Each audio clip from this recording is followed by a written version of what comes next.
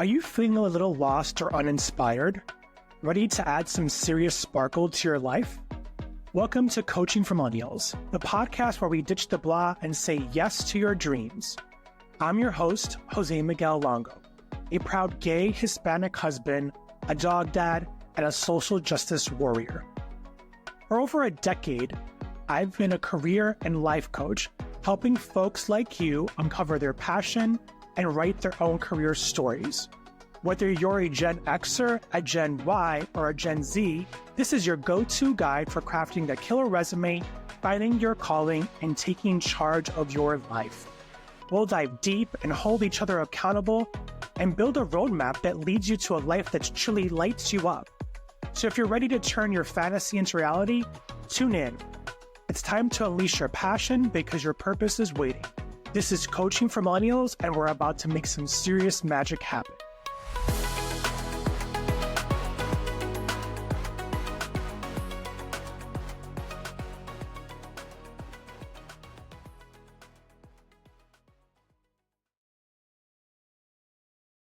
Hey friends, welcome back to another episode of Coaching for Millennials. If you're new here, I'm your host, Jose Miguel Longo, and I'm excited to bring you a new episode this week with some really amazing content.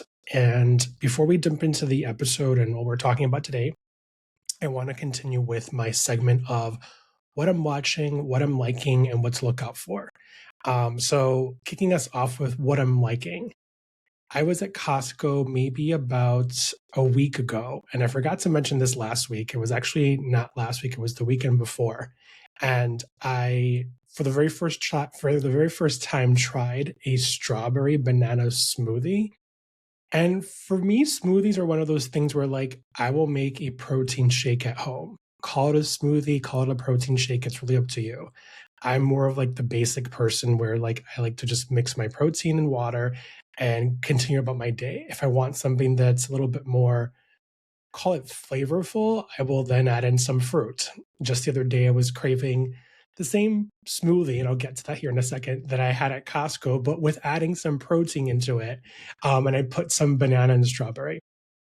So it was amazing still. Did it actually with almond milk in this instance, but normally I'm really, keeping it basic and very straightforward. I'm not looking to add in more unnecessary calories or anything like that. But I'm also curious to know, like, what are people out there drinking for their smoothies or protein shakes and how they make them. But for this instance at Costco, my husband was at the food counter line while I was checking out.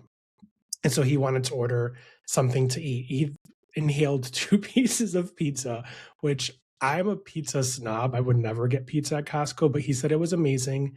I also take that with like very little consideration because I know how he defines pizza. And in my book, if it's not New York style pizza where you fold end to end, it is not good. And if it has too much sauce and the ratio to cheese is not balanced out, then I don't want to eat it. So yeah, I'm a little bit of a pizza snob. But this smoothie, so let's get back to what I'm liking.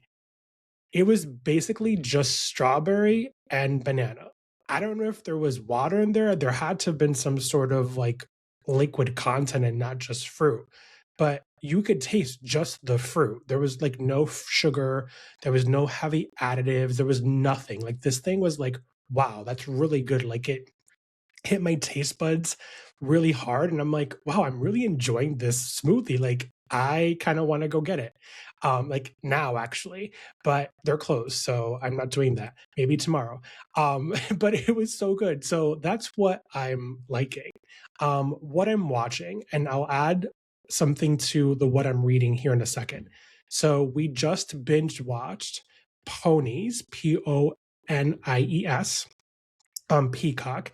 It's a series that was started. I think this is definitely the first season, but I don't know when it came out. If it came out like now in January or if it came out last year. I only recently learned about it because Emily Clark, if you don't know who she is, Google her. She was in Game of Thrones, and then Haley Lou Richardson, who I feel like I've seen her in other things, but I don't like remember her.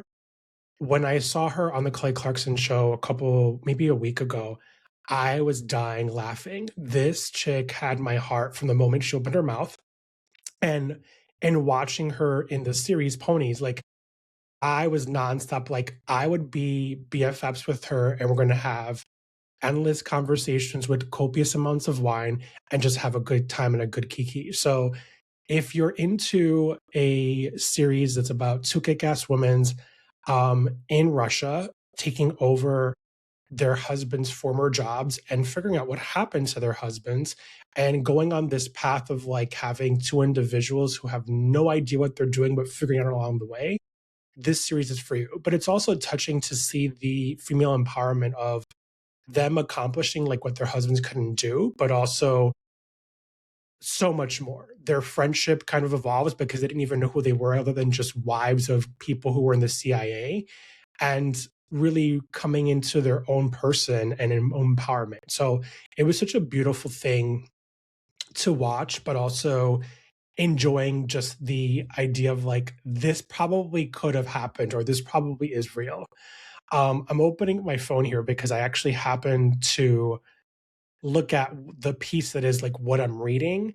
And I'm not reading this yet, but I will be reading it soon. So Haley Lou Richardson, who is in Ponies, go look her up. She actually wrote a poetry book, and it's called I'm Sad and Horny, Poetry by Haley Lou Richardson, which if it reads the way she speaks and how she sounds when she's in conversation, I want to eat this book for breakfast, lunch, and dinner. It's rated a 3.4 out of 5, I'm thinking, on Goodreads. And on Amazon Books, it's rated 3.7. So I will be supporting Goodreads and getting it on Goodreads, or actually going to a local bookstore and seeing if they have it. But just check it out. And then for what to look out for. So, what to look out for, currently, I have been in a lot of creating mode. Um, I know for me, a lot of the things I like to talk about on the podcast have always been fueled by what's happening in the real world in real time. What are things that I know the millennial audience is looking for? Because I always do the research for that. And then also thinking of things that have obviously impacted me from my experiences in life and bringing that into conversations. And also paying attention to like what's dropping in my inbox from people who are interested in working with me, people who want to partner with me in collaborating in the podcast, and also what's top of mind, like what's happening in the real world as it's moving and as it's taking place. So, in this episode, I promise I will get to what to look out for. In this episode, we're going to be talking about um, a very top of mind topic, which I know so many people who are either being impacted by layoffs or have been impacted by layoffs or are in the job search process because they have been exhausted or burnt out or feeling like they're going through workplace trauma, or all of the above. This topic is really time sensitive, but also like important right now.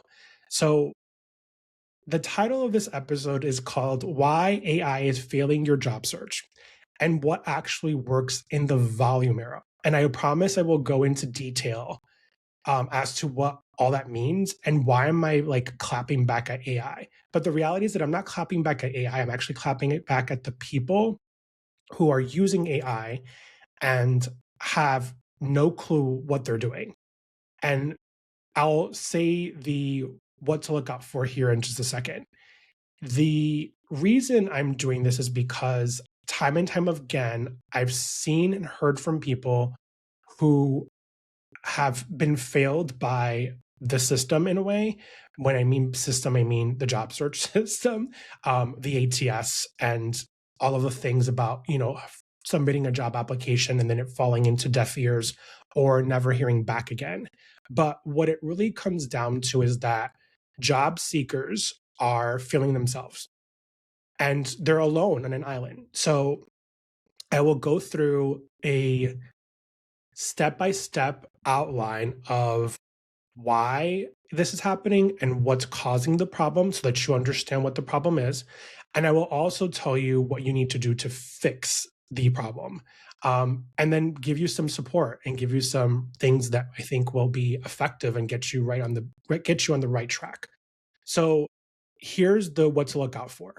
As I was building the research and content for this episode, I thought to myself, if there's one thing I know is key in job searching success, that is networking. And what I know about networking is that it's not so much about going to LinkedIn, searching for a person, sending the invitation, or just clicking the button to connect with them.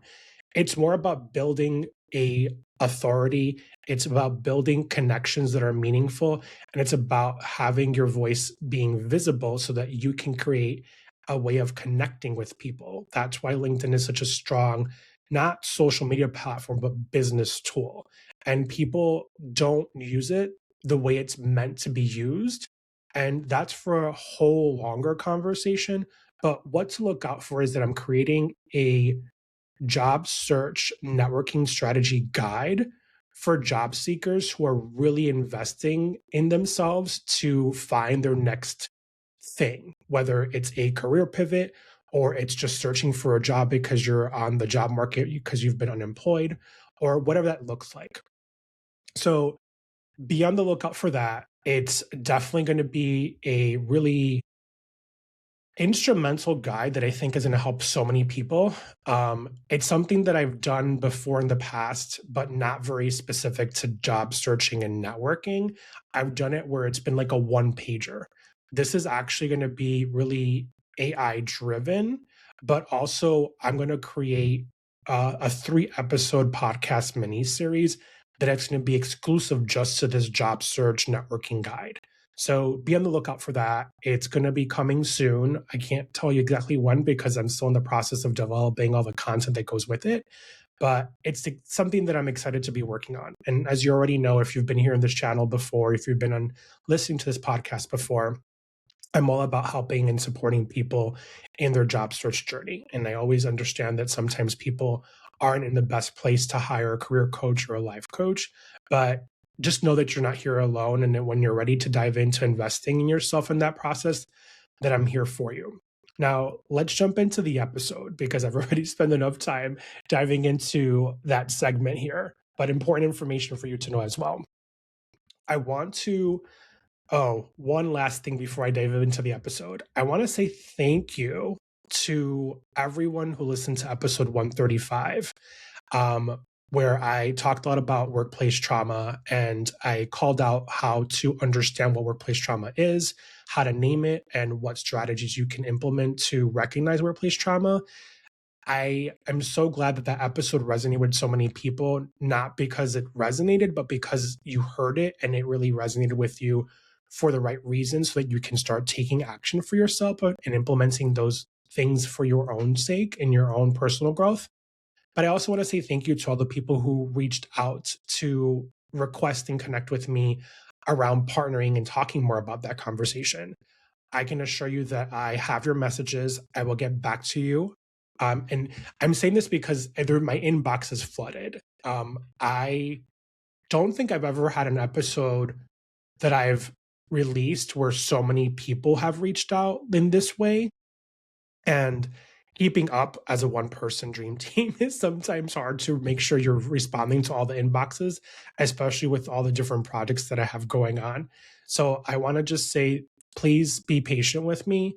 I really appreciate the time you took to send me a message. I appreciate the time you took to listen to the episode and the content. And I also appreciate the request to partner. I promise you that I will get back to everyone who's dropped a message in my inbox and who has commented on the uh, episode. Sorry, my words are skipping me here. Um, so let's dive in. And honestly, I'm really diving in now. I'm sorry it's taken me a little bit longer than expected to get into it, but I wanted to make sure I got all those important pieces out as we dive into this one. So, what are we talking about here? So, if you've been applying to jobs, doing everything you've been told to do, optimizing your resume, using AI, tailoring applications, and still hearing nothing back, this episode is for you. Because what you're experiencing isn't a personal failure, it's a market shift, and most job seekers haven't been told the truth about it yet. We've officially transitioned out of what we've been calling the Great Resignation era into what I call the volume era. And this volume era is particularly focused in the hiring space. And if you're someone who's using AI without strategy, it's likely working against you instead of for you. And here's what I'm going to tell you about it today. What we're going to talk about is what is actually happening behind the scenes in the 2026 job market, why AI generated resumes are getting people filtered out, and what actually increases your chances of getting seen, interviewed, and hired. And one of the pieces that I pride myself in doing well as a career coach is really helping people get seen, interviewed, and hired. So let's focus in here on the first piece of information, which is what is the volume era? So I'm going to explain this to you. Um, Ultimately, there's been a huge shift. And I'm going to read out some stats that I did some research on, which is what took me a little bit longer than I had anticipated in putting this episode together. Between 2021 and 2023, we saw what is known as the Great Resignation.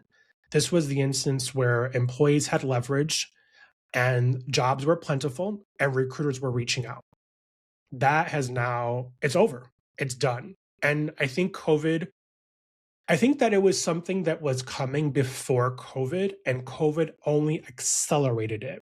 It caused a tremendous void in what many recruiters were not expecting, or nor were businesses, but also that shift to seeing remote work blow up as quickly as it did was no one's preview. I mean, I was working at the time in higher education, working with recruiters who were looking to hire early talent and early career professionals.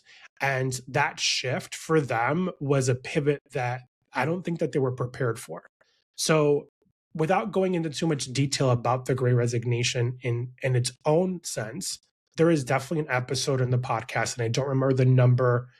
I will go back and look at it and link it in the show notes that I talk about the Great Resignation. I go into detail about that. But since that era is over and what we're focusing on today is the volume era, here's what this means. So the volume era is hundreds, sometimes thousands of applicants per role, more unemployed job seekers, more employed people quietly looking for their next move, and then lean recruiting teams managing more roles than ever. So here's what's important to know about what is happening in 2026. And I'm going to take a breath for a second because these numbers are staggering. I follow numbers and trends very closely. I listen to people who are around me that are experts in the workplace and experts in multi-generational workplace and what's happening. And I like to consider myself an expert, not just because I am well versed, but also just in the sense that like I pay attention to this stuff and this is what I'm looking at on a day-to-day basis. So here's what you need to know. In 2026, it's normal for one role, meaning one job, to have anywhere between 250 to 500 applicants on that job. I will dare say that sometimes it's actually maybe more than 500, maybe close to 1,000. I'm not exaggerating when I tell you that. Now, here's another staggering fact. Only 4 to 10% of applicants are even seen by a human. Let that sit with you.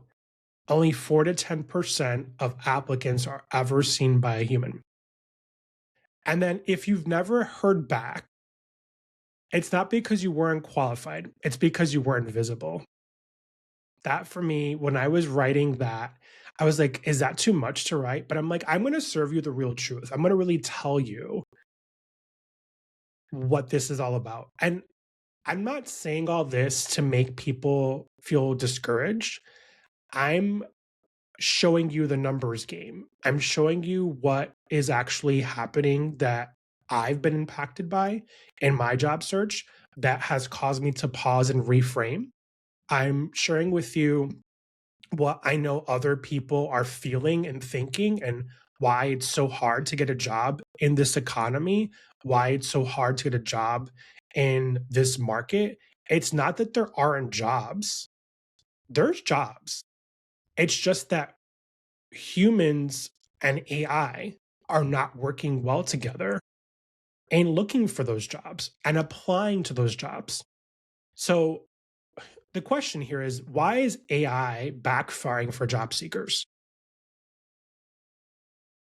I mean, this is not, I'm not saying this to shame people. I'm saying this to educate people. If there's anything that I come from is education. What I want to lean into here is, let's talk about the AI of it all, because this is where things get tricky. People say, oh, AI is taking over everybody's job. Let's remember how AI started. And the thing of it is that most people are using AI in their job search as a shortcut. They're using it in a way that they're looking to jump in, put in a horribly written prompt, pull out a resume, click the apply button, and then move on and act like they applied to a job and that's all they have to do. That's what is happening. And the reality is that like that shortcut of using the same AI written resume to apply to every single job to just duplicate your efforts isn't going to get you anywhere. I dare one person to reach out to me and say, "Hey, I applied to a job using an AI written resume and I got one phone call." And if you did, great, good for you. But the idea is that like not the idea, the reality is that like this is a shortcut. It's not a strategy. So what I'm seeing over and over again is that AI generated resumes, they're all exactly the same. They're written the same, they're not customized or tailored. There's a lot of keywords that are stuffy language that's not really personal to who you are, nor is it personal to a hook in the recruiter or the talent acquisition manager. There's also inaccuracies that the job seeker is not even noticing when they're actually pulling that resume and downloading it and uploading it to the applicant tracking system. And many instances, the resume doesn't even match the LinkedIn profile, nor does it match the story that that applicant is actually telling in the conversation with the recruiter. And that's only if they've made it to an actual recruiting conversation. So here's what the thing is. AI predicts language. It doesn't understand your career. You have to work towards building a relationship with your AI that understands your journey in your career to be strategic enough to help you create successful outputs based on the prompts that you're telling it. Something that I've learned from a lot of my AI training, and I am an AI professional. I've taken multiple courses in understanding how to create really good prompts, regardless of the industry and the work. It's not career focused, it's just in general, for prompt generation, but also in understanding it from a human resources management perspective, from the recruiting standpoint, from the acquisition and sourcing of people, from well, I'm not going to get into all those details because I don't want to talk about myself. This isn't about me. Just know that where I'm coming from is coming from an expert perspective because I understand and I did the research and I have the training. What I want to explain is a couple of things as it relates to AI, applicant tracking systems, and humans. So, when it comes to the applicant tracking system of it all, when there's hundreds of applicants submitted into a nearly identical AI generated resume, that ATS, that applicant tracking system, starts to filter aggressively, which in many instances, it starts to cancel out each other's resumes. So that means that if out of 500 applicants, I'm using that number because that's a strong number, out of 500 applicants, if 250 people use a AI written or AI generated resume, all of the people in the applicant pool are likely going to get canceled out. That sucks. It's just not helpful to you. It's not helpful to the recruiter. It's not helpful to the company, and it's not helpful to the job seekers who are also applying to that position. Now, let's talk about the emotional intelligence lens, because if there's anything that we talk about on this podcast that I come back to every single time is how do you play a role into all of this as a human being? When your resume doesn't sound like you, recruiters feel that disconnect. And even if they can't name exactly what is off putting by that, they will then figure it out and say, I'm not going to consider this person. So, as a former recruiter and as a person who worked in career services for over 15 years and now teaches career services to other professionals, I can tell you that what recruiters look for time and time again is how are you going to engage them in what you have to offer and how do you sell. And I'm not talking about selling, I'm talking about you delivering your competencies and your accomplishments that are critical to what you have to offer in your resume is how they connect with you.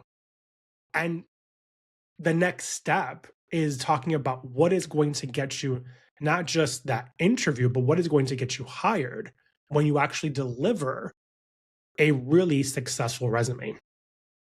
Now, shifting gears here a little bit, I want to dive into what actually gets you hired in 2026. So, this is the part that most people don't want to hear. But the reality is that I'm always going to serve it to you real and honest. So, here's the truth of it all. What gets you hired today isn't just what you know, it's who you know, who trusts you, and who can vouch for you. That, my friends, is called networking. That, my friends, is using a network of people who you've built meaningful and engaging relationships with. That is how you build a successful, fruitful, what's another adjective? A successful, fruitful, and perhaps maybe, insightful, I guess, relationship with your network. Um, Cold applications have a success rate of as low as 0.1 to 2%. 2%. Wow, that's such an interesting number. I'm going to say that again. Cold online applications have a success rate as low as 0.1 to 2%. What does that mean? That means that if you apply to a job and you don't do anything, just apply to the job, that is your success rate of someone seeing it based on today's market.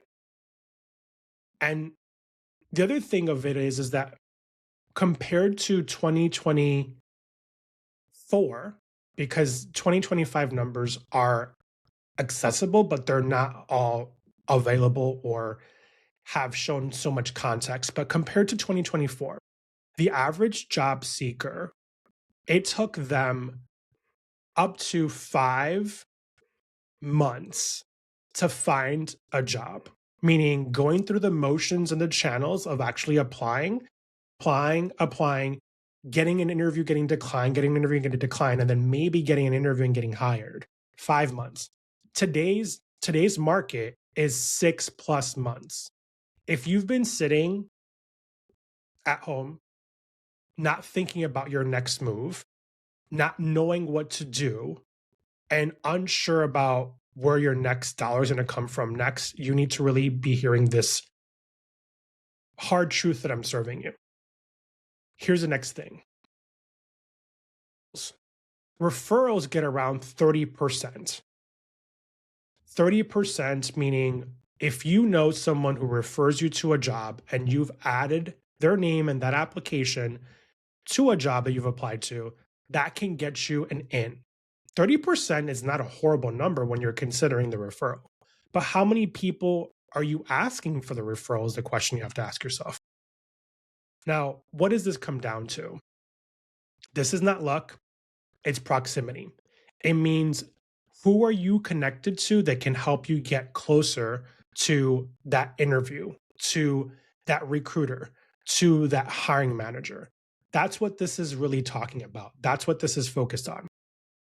Something that's also really important to note is the most successful job seeker who I've worked with or will work with will follow a multi phase strategy. It's not random networking. It's not. You just can't say, oh, I applied to the job. I'm going to go to the company page on LinkedIn. I'm going to click on people, and then I'm going to put a keyword to search who the hiring manager is for the position that I'm applying to. That's a great strategy. It's a potentially successful approach. But how many people ghost you? Or how many people don't even see your LinkedIn message because they don't go on LinkedIn and they have a LinkedIn profile because it's just there? Or how many people you do that to don't ever respond back to you? And they're on LinkedIn with a little green dot showing up. I've had it happen to me. I'm sure whoever's listening to this out there has had it happen to them. So here's why I'm sharing what my multi-phase strategy is and why it's important for you to understand why your job search is not successful. Here's the strategy. When I say something, folks, this is where I'm going to say it. Bring your pen and paper. I'll give you a minute to grab it because here's where all the golden nuggets come into play. Strategy one, or phase one, let's say that. Visibility and positioning. Phase two, relationship first networking. One of my favorites. Phase three, warm opportunities and referrals. Phase four, interview readiness in a skills first market. So here's what I want you to know. You don't need to apply to more jobs. You need to know, well, let me rephrase that. You don't need to apply to more jobs. You need to become more known. That is the key to all of this. This is what I feel that in 2026, people who are in the job search and are really wanting to be seen is that you need to understand that you have to become more visible. You have to be more aware of your surroundings. You have to connect and engage and show up. It can't just be anymore that you apply. It can't be just anymore that you rely on that you have a LinkedIn profile and that your profile headline matches what you're searching for. It's all about being proactive. It's about creating a strategy that's successful. And it's about making sure that you show up day in, day out while you're searching for that job in a strategic and well-informed manner. So here's how I'm going to wrap this episode up. If your job search feels exhausting right now, I want you to hear this clearly. You're not behind. You're not broken. And you're navigating a system that changed without warning. Let's be honest, friends.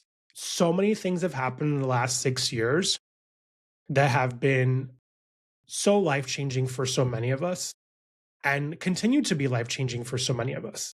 I don't even want to jump into all of those details because I'd be here talking to you forever.